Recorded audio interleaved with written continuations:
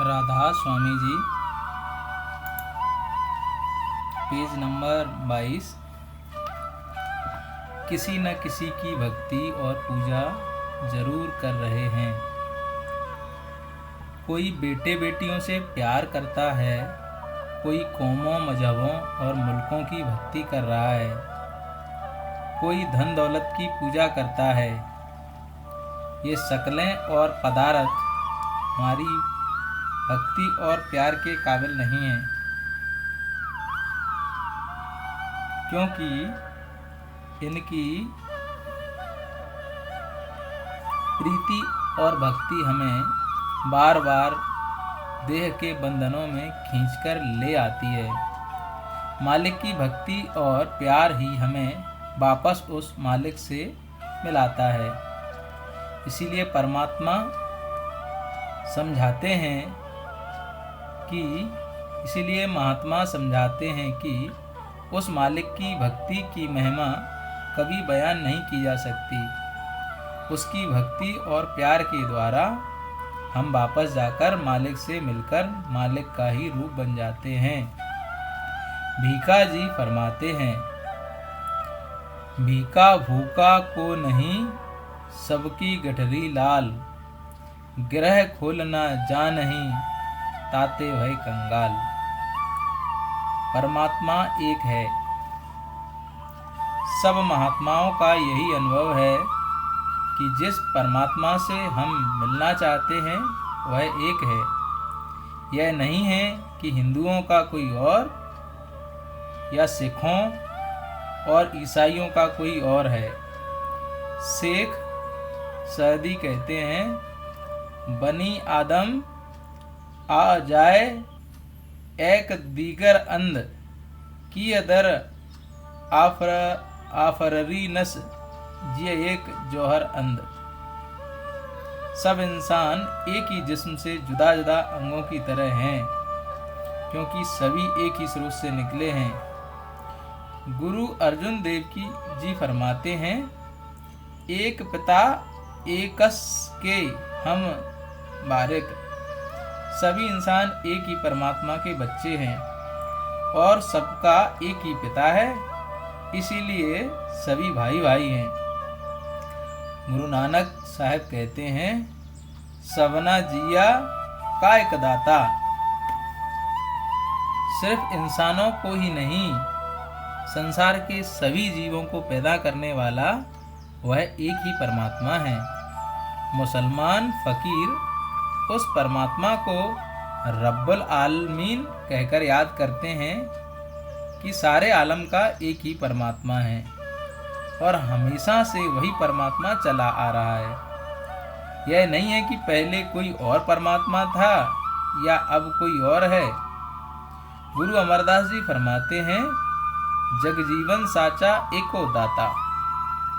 सारे जग को जीवन देने वाला एक ही दाता है और वह हमेशा से सच्चा है, यानी वह मरण जन्म से रहित है। जपजी साहिब के शुरू में ही गुरु नानक साहिब फरमाते हैं, आद सच जुगाद सच, है भी सच, नानक होसी भी सच।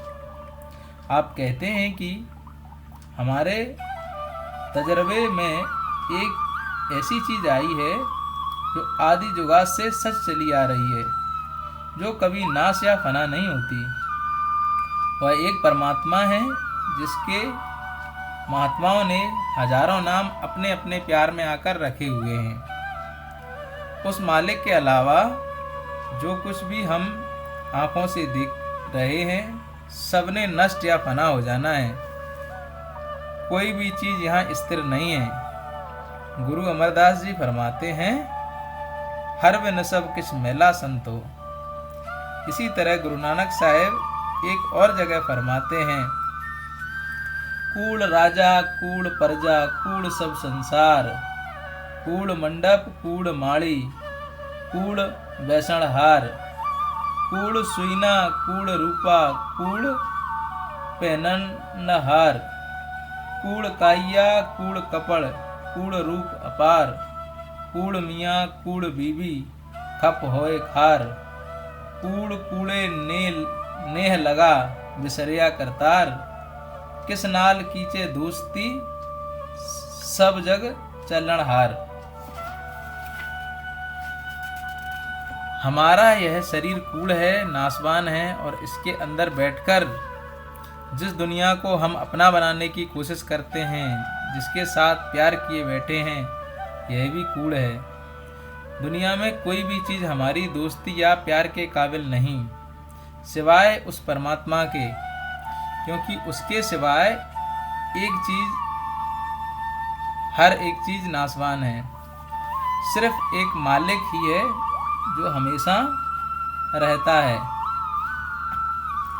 जाति और धर्म, उस मालिक की कोई कौम नहीं है, उसका कोई मजहब या मुल्क नहीं है, न ही उस मालिक की कोई जाति या रंग रूप है।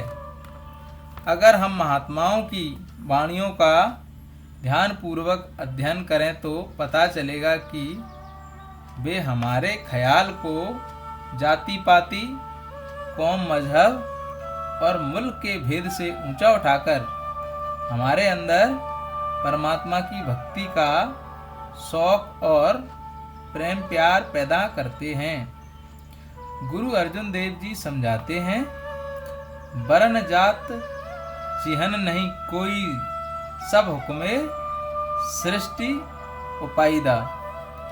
जिस परमात्मा ने अपने हुक्म के द्वारा इस सृष्टि की रचना की है, अगर उसका कोई रंग रूप और जाति नहीं है तो हमारी आत्मा की जो उस परमात्मा की अंश है, उस परमात्मा से ही निकली है और वापस जाकर उसमें ही समाना चाहती है। कैसे कोई जाति हो सकती है? जब समुद्र की कोई जाति नहीं है तो उसकी एक बूंद की क्या जाति हो सकती है? अगर सूरज की कोई कौम या मजहब नहीं है तो एक मामूली किरण की कौन सी कौम, कौन सा मजहब हो सकता है? ये सब जात पाति के झगड़े हमारे अपने पैदा किए हुए हैं। परमात्मा ने तो सिर्फ इंसान पैदा किए हैं।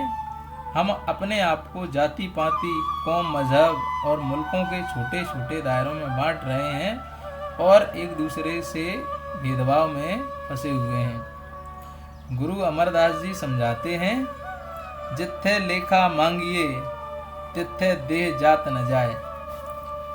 जिस जगह हमारे कर्मों का हिसाब किताब होगा उस जगह न तो कोई हमारी जाति पाति के बारे में पूछेगा और न हमारा शरीर ही वहां पहुंच सकेगा। किसी का शरीर अग्नि के सुपुर्द हो जाता है, किसी का मिट्टी में दफना दिया जाता है। जाति पाति या कौमों मजहबों का संबंध इस शरीर के साथ ही रह जाता है। अंत में किसी भी जाति पाति जल जाती है, किसी की मिट्टी में ही दबी रह जाती है। कबीर साहब फरमाते हैं, जात पात पूछे ना कोई, हर कहाँ भजय सुहर का होई। किसी को भी आपकी जाति पाति नहीं पूछनी है। जो परमात्मा की भक्ति करता है वह परमात्मा का रूप हो जाता है। जहाँ हमारे कर्मों का हिसाब किताब होगा वहाँ कोई यह सवाल नहीं पूछने वाला है कि तुम हिंदू थे या ईसाई, हिंदुस्तान से आए हो, अमेरिका से आए हो या अफ्रीका से। उस जगह तो हमारे भक्ति भाव, इश्क और प्रेम की ही कदर होती है। इसी तरह साईं बुल्ले शाह जो जाति के सैयद थे, मुसलमानों में एक बेधड़क महात्मा हुए हैं। अपने कलाम में स्पष्ट करते हैं, अमला उत्ते होन निबेड़े, खड़ी रहनियाँ जाता। जो अपने अमलों या कर्मों पर ध्यान देते हैं वे ही परमात्मा को मंजूर हैं। जो जाति पाति के अहंकार में फंसे हैं उनकी उस दरगाह में कोई कद्र नहीं है। तुलसी साहब भी अपनी वाणी में यही समझाते हैं, नीच नीच सब तरी गए, संतन चरण लौलीन, जाति के अभिमान से डूबे बहुत कुलीन। जो अपने आप को नीचा समझता है, जिसके अंदर विनम्रता और दीनता है,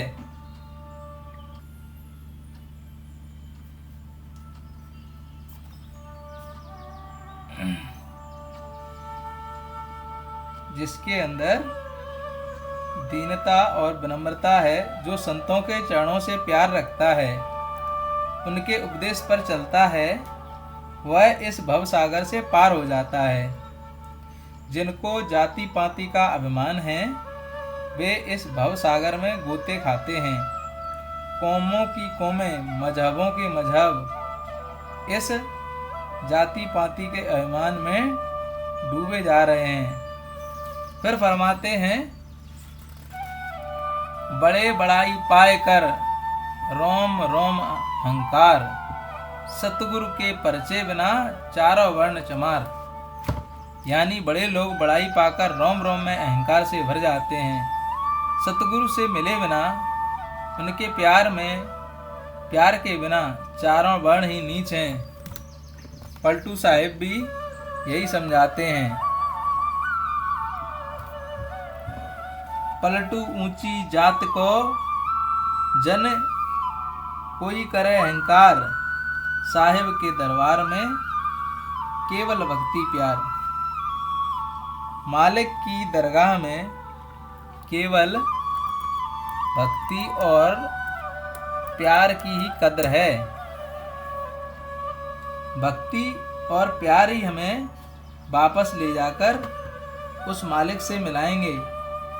किसी के मन में यह विचार न हो कि मैं ब्राह्मण के घर पैदा हो गया हूँ, मुझे ही मालिक से मिलने का गौरव प्राप्त हो सकता है, या मैं हिंदू से ईसाई बन गया हूँ, अब सिर्फ मैं ही परमात्मा से मिल सकूँगा। या कोई यह सोचे कि मैं एक नीच जाति में जन्म ले चुका हूँ, मैं शायद अब कभी परमात्मा की भक्ति नहीं कर सकूँगा। गुरु अमरदास जी ने तो इस जाति पाति का यहाँ तक खंडन किया, बिन नावे सब नीच जात है, बिसटा का कीड़ा होए। जो मालिक के नाम की कमाई नहीं करता, उससे ज्यादा नीच जाति वाला और कौन हो सकता है, क्योंकि मौत के बाद उसे बिष्टा का कीड़ा तक बनना पड़ेगा, यानी नीच और अधम योनियों में जाना पड़ेगा। गुरु अर्जुन देव जी फरमाते हैं, जिस नाम हृदय सोई बड़ राजा, जिस नाम हृदय तिस पूरे काजा। जिस नाम हृदय सो जीवन मुक्ता, जिस नाम हृदय तिस सब ही जुगता। जिस नाम हृदय सो सबते ऊंचा, नाम बिना भ्रम जोनी मूचा। गुरु अमरदास जी फरमाते हैं, शबद रतिया सोहागढ़ी, सचे शबद सीगार। नानक होर पतसा हिया, कूड़िया नाम रते पातशाह। जो मनुष्य शरीर प्राप्त करके उस मालिक के शब्द या नाम को अपने मन में बसा लेता है, उठते बैठते शब्द की कमाई में लग जाता है, वही व्यक्ति सबसे ऊंचा है, क्योंकि वह मौत के बाद जाकर सच्चे परमात्मा के अंदर समा जाएगा। इसलिए जो मालिक की जाति, कौम, मजहब और मुल्क हैं, वही हमारी आत्मा की जाति, कौम, मजहब और मुल्क हैं। इसीलिए हर एक महात्मा हमारे ख्याल को मजहबों के वहमों, भ्रमों और कर्म कांड के बंधनों के इन छोटे छोटे दायरों से ऊपर ले जाने की कोशिश करता है और हमारे अंदर उस परमात्मा के प्यार और सच्चे नाम की कमाई का शौक पैदा करता है। राधा स्वामी जी।